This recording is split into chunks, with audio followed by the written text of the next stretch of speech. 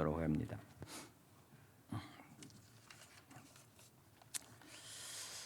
오늘의 말씀의 제목은 고난 속에서 찾은 복음이라는 말씀의 제목으로 말씀을 나누고 싶습니다.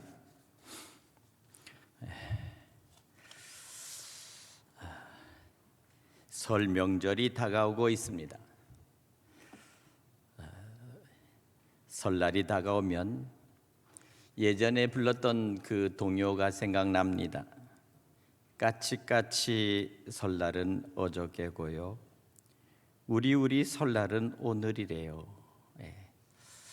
어렸을 때, 그 철없을 때 왠지 설날이 되고 명절이 되면 그렇게 기다려졌습니다.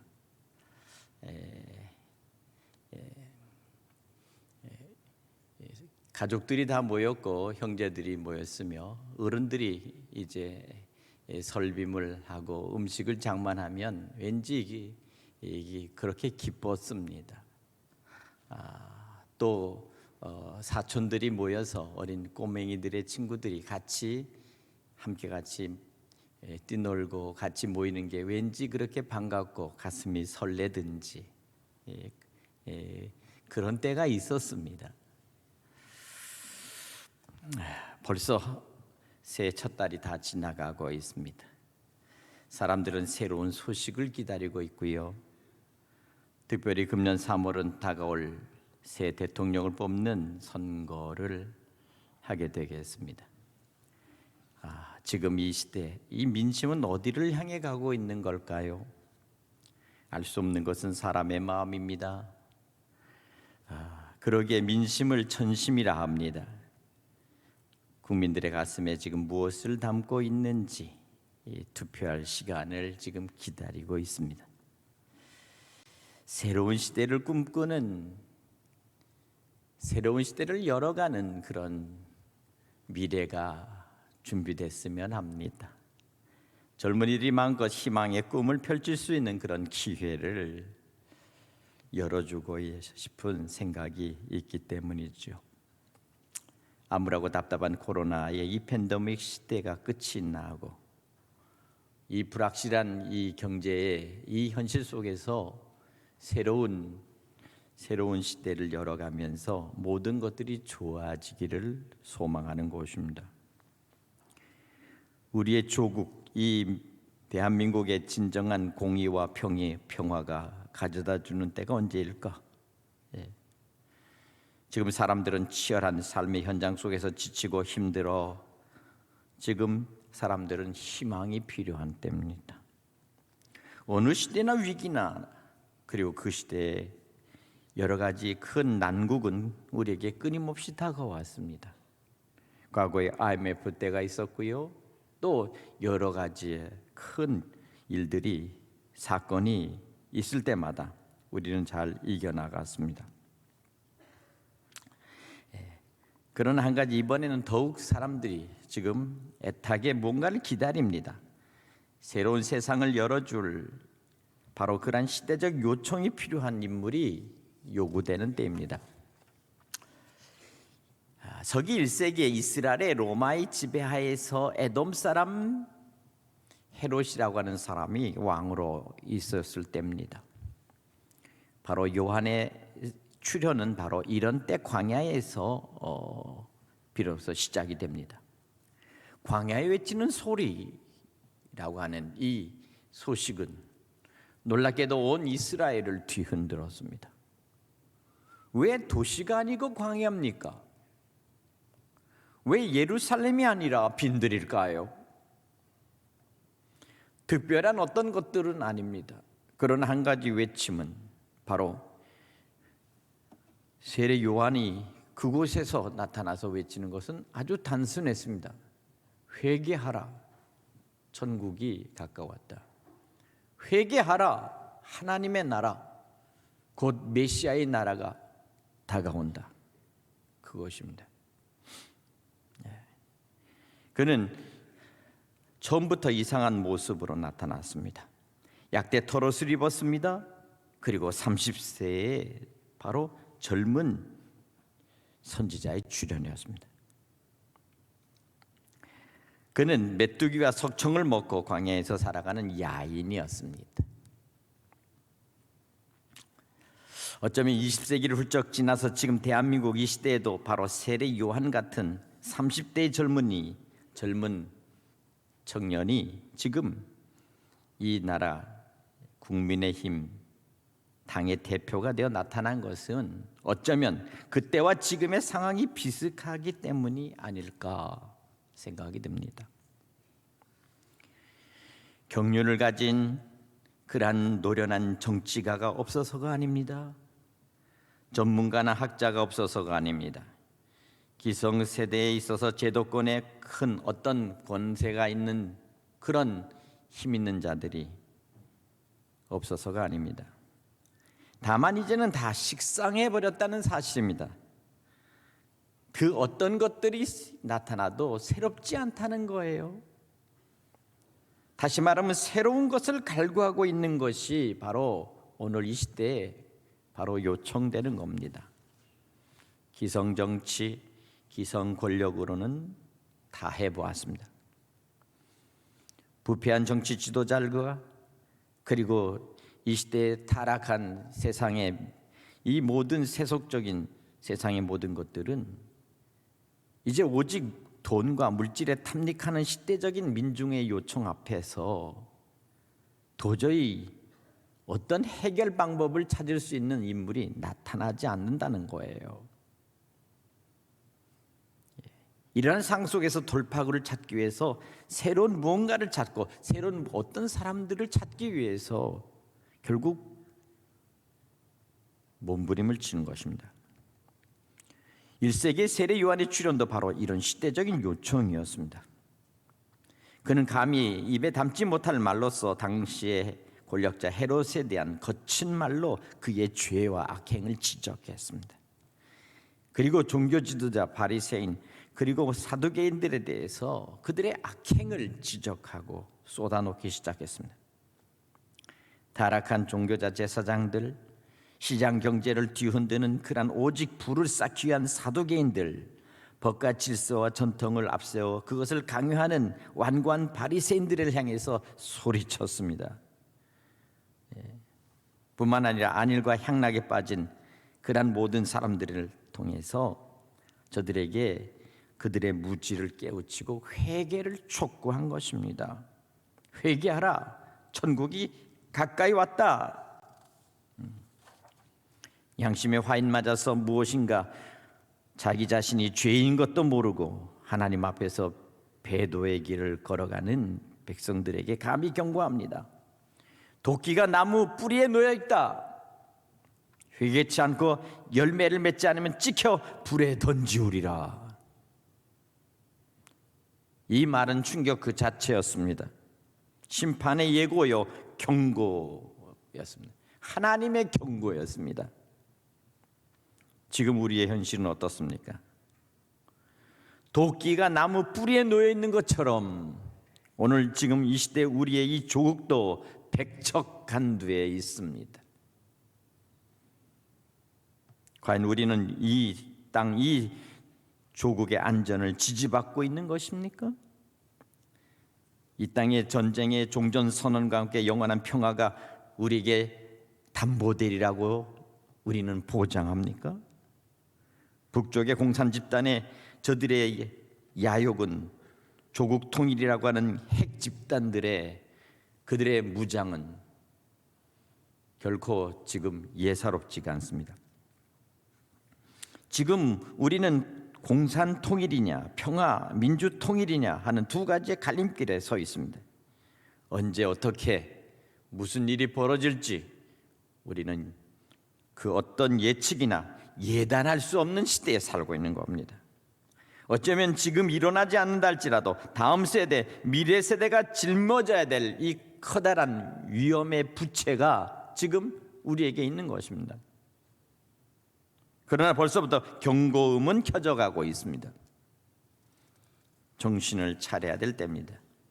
유비무환을 되새겨야 할 때입니다. 이제는 까딱하면 우리는 저 북쪽에서 날아오는 핵폭탄을 우리는 맞아서 민족의 생사가 이제 걸릴 문제가 있습니다. 옛말에 오비락이라는 말이 있습니다. 새가 날아오르자 배가 떨어졌다는 말입니다. 왜 새가 날개를 퍼득이면서 날아오르는 순간에 나무에서 배들이 쏟아졌을까요? 어쩌면 이 시대에 우리에게 지어지는 징조와 그리고 시대의 경고가 바로 오비락이 아닐까요? 아니 된 굴뚝에 연기가 날까 하는 옛 우리의 속담이 있습니다. 날마다 북쪽에 있는 핵폭탄에 만드는 공장을 지금 정밀하게 정찰하고 있습니다. 지금 여기 어디로 가고 있는지 알고나 살아야 되겠습니다. 지금은 지혜가 필요합니다. 더 나아가서 예지의 능력과 직관이 필요한 시대입니다. 이것은 우리 자녀의 미래와 직결되어 있고 이 조국의 운명이 직결되어 있기 때문이죠. 이 시대에 나이 먹은 늙은 사람들의 의무와 책무가 있다면 산전, 수전, 공중전, 그리고 해상전, 잠수전까지 다 보고 살았던 이 시대 속에서 두 눈을 부릅뜨고 암탉이 병아리를 지키듯이 하늘의 솔개와 독수리가 뜨면 소리쳐 병아리를 모으듯이 경고의 소리를 바라는 것일 거예요. 요한이 외쳤던 이 말입니다. 회개하라. 천국이 가까이 왔다. 회개하라는 말은 여러 가지 의미가 있습니다. 하나님 앞에서의 자신을 돌아보는 것뿐만 아니라 우리의 삶의 전체를 다시 회고하고 그리고 우리 스스로를 다시 한번 새롭게 지켜보는 것입니다. 도끼가 나무 뿌리에 놓여 있다. 회개치 않고 열매 맺지 못하면 찍혀 불에 던지우리라. 요한의 출현은 들을 줄 알고 깨달을 줄 아는 양심을 가진 사람들이 앞을 다투어 요한에게 나와 죄를 회개하고 세례를 받았습니다. 오늘 이 시대의 교회 현실이 무엇인지 아십니까? 최근에 책 한 권이 나왔습니다. 욕하는 기독교와 욕먹는 기독교라는 제목의 책입니다. 현재 변호사로 있는 평신도 기독교인이 쓴 책입니다. 왜 기독교는 세상을 향해서 욕을 하고 왜 기독교는 세상을 향해서 모든 법을 지키지 않는가? 왜 세상은 교회를 향해서 지금 욕을 하고 있는가? 교회가 어느새 세상 한복판에서 대립과 갈등의 싸움 한복판에 지금 나와서 지금 서로가 침을 뱉고 서로가 비웃으며 지금 싸움을 하고 있는 실정이라는 것입니다. 교회도 너무 커진 교회는 너무 커져버렸고 작은 교회는 너무 작아서 더 이상 교회 역할을 하지 못한 채 오히려 민폐를 끼칠 지경으로 이렇게 되어버린 시대가 되었습니다. 이것은 오늘 크리스찬의 모습 속에 문제로도 발견이 됩니다. 빛과 소금의 역할을 해야 될 바로 기독교인의 책임이요 요청임에도 불구하고 그러나 빛의 역할을 하지 못한 꺼져버린 그러한 등잔불과 그리고 램프처럼 발에 걸치적거린다는 겁니다. 소금이 제맛을 잃어버리면 결국 버리워져 밟혀볼 뿐이다 라고 예수께서 말씀하신 대로 맛을 잃어버린 그러한 소금처럼 지금 세상 속에서 밟혀가고 있다는 거예요. 바로 요한은 바로 그런 시대에 나타났습니다.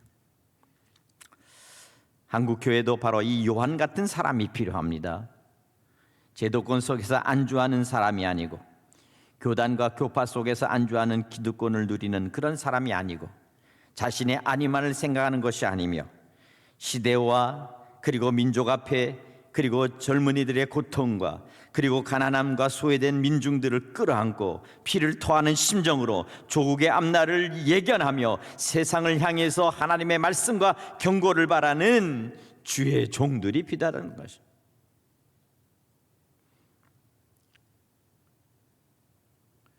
이것을 위해서 목사가 됐든 장로가 됐든 권사가 됐든 집사가 됐든 무슨 상관이 있습니까? 목사가 아니라면 평신도라도 나서서 그 일을 해야 될 때가 바로 지금입니다. 마틴 루터가 500년 전에 종교개혁을 이루었고 천주교의 그 탈의 껍질을 벗고 새롭게 개신교 프로테스탄트가 탄생했습니다. 이제 500년이 지난 이 개신교는 우리 개신교의 껍질을 벗어버리고 새롭게 교회를 재탄생시킬 그러한 시점이 돼가고 있어요. 이것이 바로 시대의 요청입니다.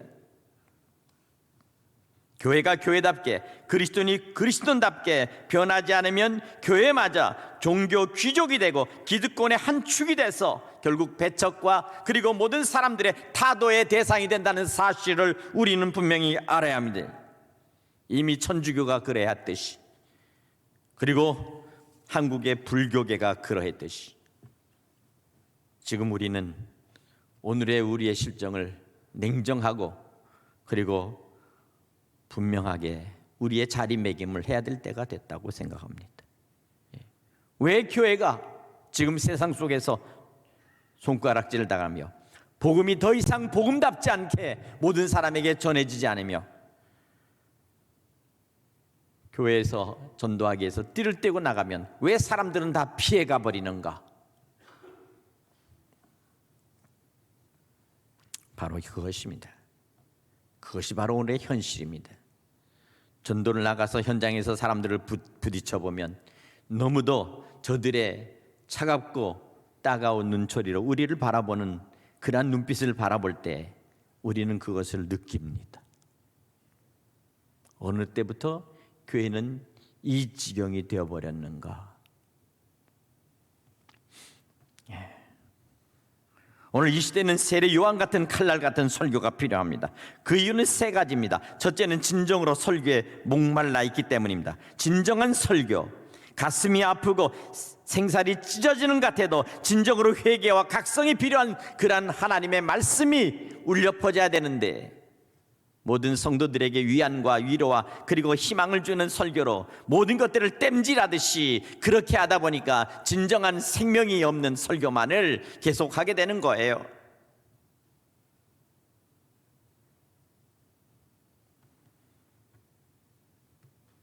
세례 요한의 설교는 두 번째, 아무도 지적해주지 않은 통쾌한 설교였습니다. 감옥에 갈 각오를 하고 순교할 각오가 되어 있기 때문에 할 수 있는 설교였습니다. 그 누구의 어떠한 것도 간섭받지 않은 채 하나님께서 저에게 주신 선지자 사명을 감당하도록 그가 외치라 하는 말씀을 그대로 외쳤기 때문입니다. 그는 당시의 정치적이며 종교적인 그 모든 상황 속에서 아무도 말 못하는 대담한 그 하나님의 음성과 하나님께서 전하는 메시지를 목숨을 걸고 외쳤기 때문이죠.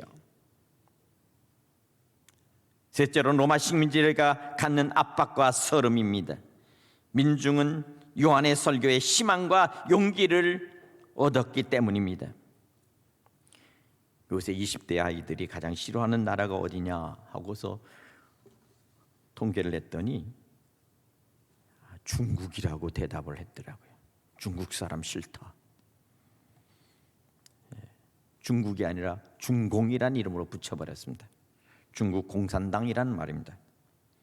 어느새 남의 옛나라의 역사와 문화를 도둑질하고 이제는 내정을 간섭하며 그리고 욱박지르고 서슴없이 이제 남의 나라에서 마치 제 나라처럼 활개치고 돌아다닌다는 사실입니다. 젊은이들이 이미 그것을 알고 그들을 배척하는 모습들이 되어버렸습니다. 왜 그랬을까요? 어쩌면 로마 시대에 바로 그들이 바로 이스라엘 바로 그곳에서 그런 모습으로 살았을 거예요. 결국 이 요한은 결국 집권자 헤롯에 의해서 처형당했습니다. 당시 헤롯 왕은 더 이상의 세례 요한을 가만히 둘 수 없었습니다.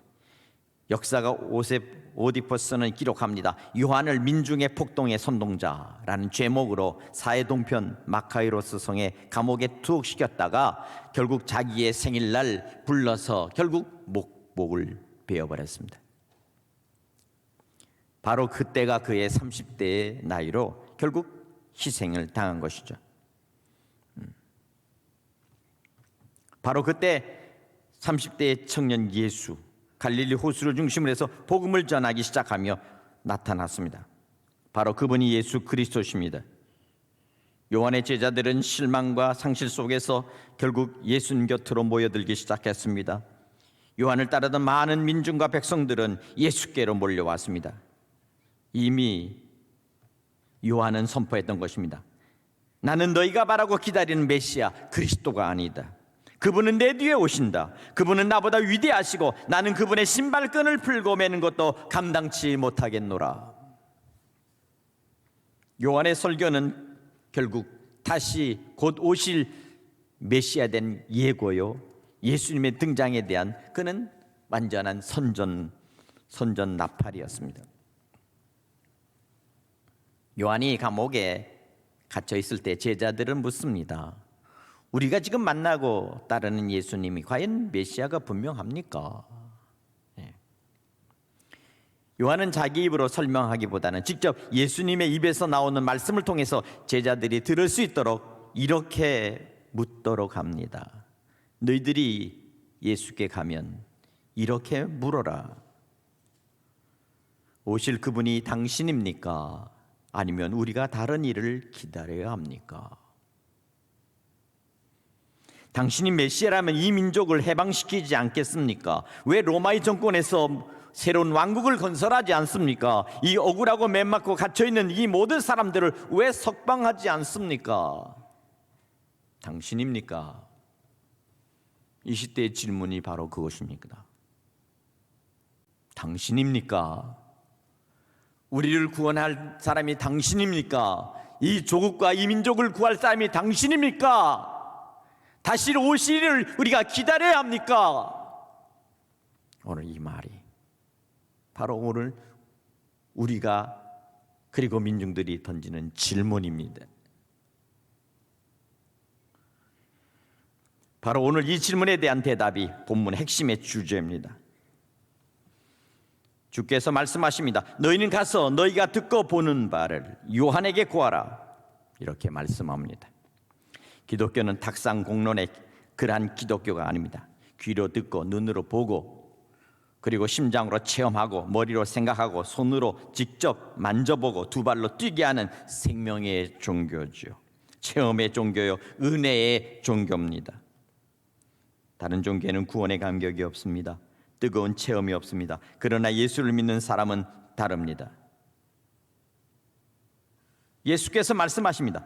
너희는 가서 이렇게 얘기하라. 소경이 보며 안전뱅이가 걸으며 문둥이가 깨끗함을 받고 귀머거리가 들으며 죽은 자가 살아나며 가난한 자에게 복음이 전파된다 하라. 바로 그것입니다. 보게 되며 걷게 되며 깨끗함을 받고 들을 수 있고 다시 살아나며 그리고 진정으로 생명의 소식, 기쁜 소식을 가난한 자리 듣게 된다는 거예요.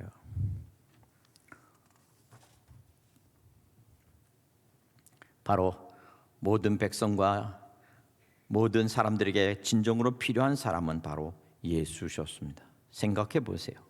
앞을 보지 못하는 사람, 걷지 못하는 사람, 듣지 못하는 사람, 문둥병에 버림받은 사람, 죽음 앞에 떨고 있는 사람, 가난과 서름 속에 원통한 그러한 고독한 사람에게 복음이 전파된다. 이 복음이 전파된다는 것은 그냥 듣는다는 것이 아니라 각 사람에게 그 효력과 그 역사가, 생명 역사가 나타난다는 뜻입니다. 이 말씀이 바로 복음의 핵심이요, 복음의 능력인 것입니다. 어느 시대나 사회나 막론하고 소경, 안전뱅이, 문둥이, 귀머거리, 가난한 자들이 환영받고 대접받고 존경받는 사회는 없었습니다. 오늘 시대도 장애자에 대한 혜택을 돌아가는 사회적, 제도적 장치는 있지만 그 누가 그 사람들을 극진하게 접대하며 환영하겠습니까? 그렇게 결국 사람들은 누구나 병들고 가난하고 버림받으며 죽음을 선고받고 나면 남는 것은 철저한 고독과 허무뿐입니다. 이 세상에서 들려지는 많은 노래 중에 기쁨의 노래보다는 오히려 이별과 슬픔의 노래가 더 많은 것은 바로 이와 같은 고독 때문이죠. 사람은 한 가지로 정신과 마음의 지배를 받습니다. 그러나 다수의 사람들은 가난하지도 않고 버림받지도 않고 병들지도 않았는데 여전히 고독하고 슬프고 서럽고 우울합니다. 이렇게 살아가는 사람들이 너무 많다는 점이에요. 사실 고독이란 자기의 상실감 속에 찾아오는 허무함입니다. 삶의 시간에 모든 것들을 돌아보니까 이제 내가 여기까지 뭐 했지? 지금 내가 살아가는 것은 지금 잘 살고 있는 것일까?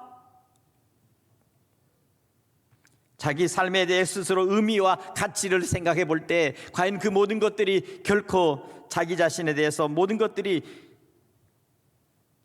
스스로 자랑할 만한 것이 아니라 때로는 부족하고 창피한 일이 더 생각난다면 결국 자기 스스로의 정체성에 문제가 있는 겁니다.